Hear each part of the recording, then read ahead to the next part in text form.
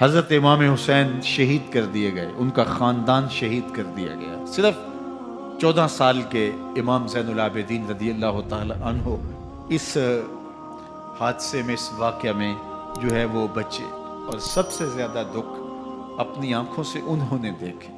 کربلا کا منظر بھی دیکھا، کوفے کا دارالعمارہ بھی دیکھا، اور دمشق کا دربار یزید بھی دیکھا، اور پھر یہاں سے مدینے پہنچ کر اہل مدینہ سے جو سامنا ہوا امام زین العابدین نے وہ لمحے بھی دیکھے۔ کہتے ہیں اس واقعہ کربلا کے بعد حضرت امام زین العابدین کبھی ہنسے نہیں تھے۔ جب بھی پانی پینے لگتے تو رو پڑتے، انہیں شاید سکینہ کی پیاس یاد آ جاتی تھی۔ امام زین العابدین کا رنگ زرد ہو جاتا جب کربلا کی یاد آتی، اور بسا اوقات شہر سے وحشت ہونے لگتی اور دور باہر نکل جاتے اور جا کر کے وہاں خیمہ گاڑ لیتے اور مہینہ مہینہ وہاں ذکر و فکر اور عبادت میں لگے رہتے۔ امام زین العابدین کے ہاتھوں میں ہتھ کڑیاں، پاؤں میں زنجیریں، اور اونٹ پہ باندھ کر کے جب حضرت امام زین العابدین کو شہیدوں کی لاشوں کے قریب سے گزارا گیا تو غشی پہ غشی طاری ہو رہی تھی امام زین العابدین پہ، اور وہ گھڑیاں بھی امام زین العابدین پر کتنی دردناک تھیں کہ جب شہزادیاں اونٹوں کے ساتھ باندھی گئی تھی اور امام زین العابدین اپنے بابا کا سر اپنے سامنے چلتا ہوا دیکھتے تھے، اور یہ دردناک لمحے کہ جب رات کی گھڑی آئی تو زینب سلام اللہ علیہ نے دیکھا کہ زین العابدین کے آنسو نہیں تھمتے اور ان کو غشی پہ غشی آتی ہے، تو وہ آگے بڑھ کے ان کو اپنی آغوش میں سمیٹتی ہیں اور کہا زین العابدین کیا ہوا؟ کہا کہ پھپھو جان اگر ہو سکے تو بابا کا سر کچھ دیر کے لیے میری گود میں نہیں آ سکتا ہے۔ وہ وقت بھی امام زین العابدین پہ آتا ہے جب زخم اور درد اور دکھ حد سے تجاوز کرتے ہیں تو زین العابدین مدینہ کی طرف منہ کر لیتے ہیں اور حضور کی بارگاہ میں ہوا کے ہاتھوں پیغام بھیجتے ہیں، ان نلت یا ریح الصبا یوما الی ارض الحرم بلغ سلامی روزتن فیہا النبی المحترم یا رحمتا للعالمین ادرک لزین العابدی محبوس عید الظالمی فی الموکب والمزدحم۔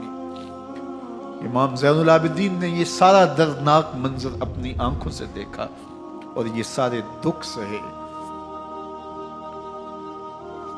امام زہری کہتے ہیں کہ ولید کے زمانے میں دوبارہ امام زین العابدین کو پکڑ لیا گیا اور ان کے ہاتھوں میں دوبارہ ہتھ کڑیاں اور پاؤں میں بیڑیاں ڈال دی گئی۔ میں ملنے گیا تو جو ہی امام کے ہاتھوں میں ہتھ کڑیاں دیکھی تو میرا دل ڈولنے لگا اور میری آواز گلے میں دب گئی اور آنسو تھے کہ تھمتے نہیں تھے۔ تو امام زین العابدین نے مجھے دیکھا تو مجھے تسلی دیتے ہوئے کہا زہری کیا ہوا تمہیں؟ تو میں نے کہا حضرت کربلا میں تھوڑے دکھ دیکھے تھے اور اب یہ حالت مجھ سے دیکھی نہیں جا رہی۔ تو امام زین العابدین نے ان زنجیروں کو اور ان ہتھ کڑیوں کو جن سے آپ جکڑے گئے تھے جھٹکا دیا، لوہے کی زنجیریں ٹوٹ گئیں۔ کہا زہری ہم اللہ کی تقدیر پہ راضی ہے ورنہ یہ زنجیریں کیا ہوتی ہیں۔ امام حسین کو تو کاٹ دیا گیا نا، اس لیے کاٹ دیا گیا کہ یہ ہماری حکومت سے بغاوت کر رہے ہیں، انہوں نے یہ کہا، بہانہ یہ بنایا، نظم حکومت میں یہ مخل ہو رہے ہیں، لہٰذا انہیں شہید کر دیا گیا۔ نہ صرف انہیں شہید کیا گیا، سر کاٹے گئے، نیزوں کی نوک پہ چڑھائے گئے، لاشوں پہ گھوڑے دوڑائے گئے۔ کیا کیا ظلم تھا، کیا کیا جبر تھا جو روا نہیں رکھا گیا، پیاسا رکھا گیا، بھوکا رکھا گیا، 6 ماہ کے بچے بھی نہیں چھوڑے گئے۔ امام حسین جب حضرت علی اصغر کو اپنے ہاتھوں پہ اٹھا کے فرات کے کنارے جا کھڑے ہوئے تو آپ نے اشقیاء سے مخاطب ہو کے کہا کہ تمہاری لڑائی تو مجھ سے ہے، 6 ماہ کے بچے نے تمہارا کچھ نہیں بگاڑا۔ چلو سے پانی بھرا تاکہ اصغر کا حلق تر ہو جائے تو پانی ابھی حلق تک نہیں پہنچا، 2 شاخہ سنسناتا ہوا تیر آیا اور علی اصغر کا گلا چیر گیا. اور کہتے ہیں وہ جو تیر تھا جو حضرت علی اصغر کا گلا چیر کے آگے گزرتا ہے، وہ تیر تھا جو جانوروں کو مارنے کے لیے استعمال کیا جاتا ہے. گردن لٹک جاتی ہے، خون بہنے لگتا ہے. امام حسین اس خون کو آسمان کی طرف اچھال کے کہتے ہیں مالک حسین کی یہ قربانی بھی قبول فرما لے. نسل مٹا دی گئی، شہید کر دیے گئے، گھوڑے دوڑائے گئے. سادات کرام عصمت شعار پیغمبر زادیوں کو اونٹوں پہ بٹھایا گیا، رسیوں سے جکڑا گیا، چادریں چھیننے کی کوشش کی گئی، کیا کچھ نہیں ہوا.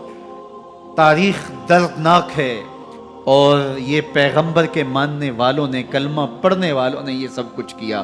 بے مروت، بے وفا، تیرا بھی کیا افسانہ ہے. جس نے اپنی ہی شمع کو گل کیا تو وہ پروانہ ہے.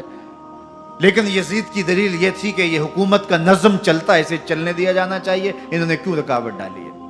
لہٰذا یہ باغی ہیں، ان کو کاٹ دیا جائے. میں کہتا ہوں امام حسین کو شہید کر دیا گیا، ان کے اعیان و انصار کو شہید کر دیا گیا، پورے خاندان کو پیاسا رکھ کے ذبح کر دیا گیا. 6 ماہ کے بچے بھی نہیں چھوڑے گئے، 80 سال کے بوڑھوں کو بھی شہید کیا گیا.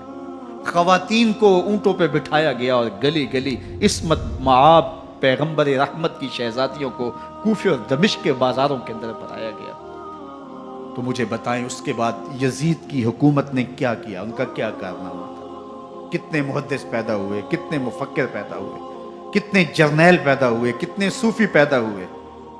کون تھا جو ان کے تخت و تاج اور ان کی حکومت جس کو بچانے کے لیے اتنا بڑا حادثہ کر دیا اور پیغمبر کے بیٹوں کو شہید کر دیا؟ تو کیا پھر اس حکومت نے کیا؟ یزید نے، یزید کا اپنا بیٹا تخت پہ بیٹھنے کے لیے تیار نہیں تھا. 6 ماہ کے بعد اس کی لاش گھر سے نکلی. اس نے کہا کہ یہ تخت جو ہے وہ آل رسول کے خون پہ بنا ہے، میں اس پہ نہیں بیٹھوں گا. اور رسوا ہو گئے. اور یزید جس کو زوم تھا کہ میں اتنی بڑی سلطنت کا مالک ہوں، اس کو بچانا ہے، اس سلطنت نے اسلام کے لیے کیا کیا؟ مجھے بتاؤ. کون سے جرنیل پیدا کیے، کون سے حکمران پیدا کیے، اس نے کون سے توانا لوگ پیدا کیے، کون سے محدث، کون سے مفکر، کون سے مسلح پیدا کیے. اور جس خاندان کو کاٹ دیا گیا، صرف ایک 14 سال کا علی اوسط زین العابدین بچا. اور ذرا حسین ابن علی کی نسل دیکھو، جعفر صادق کس نسل سے ہیں، باقر العلوم کس نسل سے ہیں، حضرت غوث اعظم کس کے شہزادے ہیں، حضرت داتا گنج بخش علی حجویری کس کے بیٹے ہیں، اور حضرت معین الدین چشتی اجمیری کس کے بیٹے ہیں. آج زمانے کو جو بھی دیا ہے حسین کے بیٹوں نے دیا ہے.